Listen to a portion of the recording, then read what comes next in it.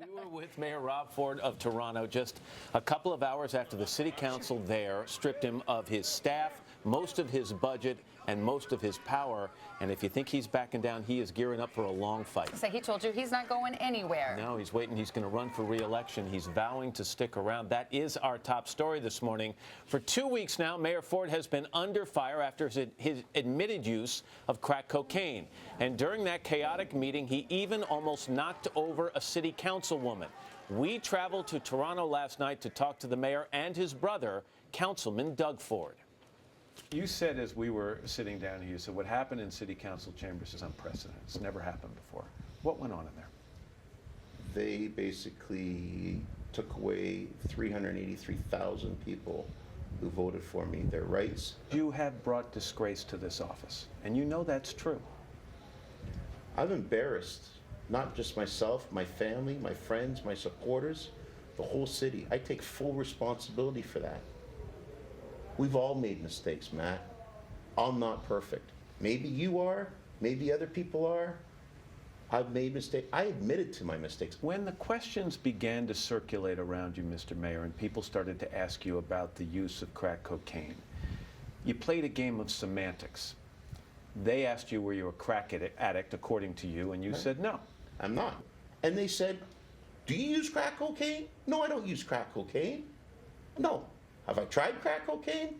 Yes, I've tried crack. That's a game of semantics. And the best excuse I heard you give for using that crack cocaine was I was in a drunken stupor.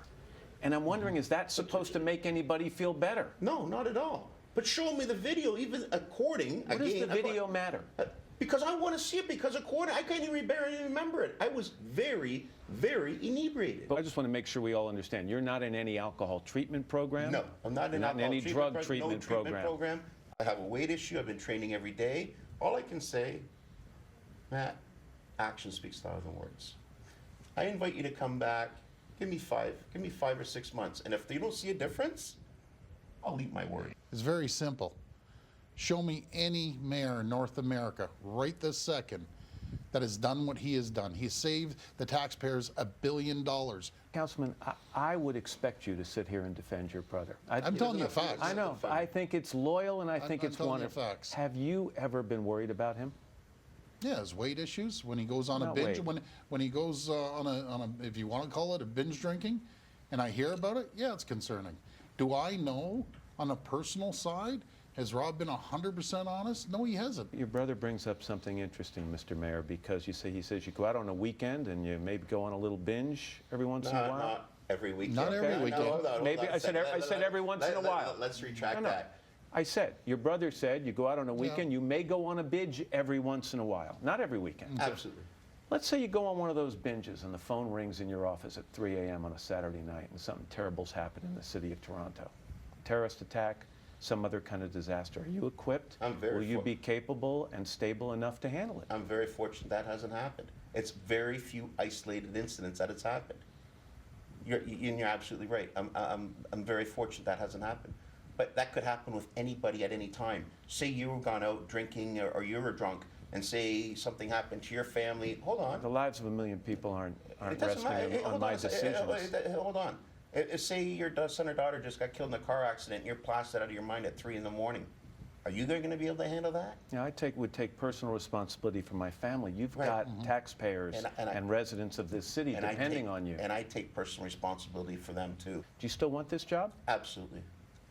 October 27th, let the people decide. What if they say, we want another guy like Rob Ford when it comes to the fiscal responsibility, but we want a guy who's going to elevate the office and not bring the baggage that Mayor Ford brought? They're not going to find another Rob Ford.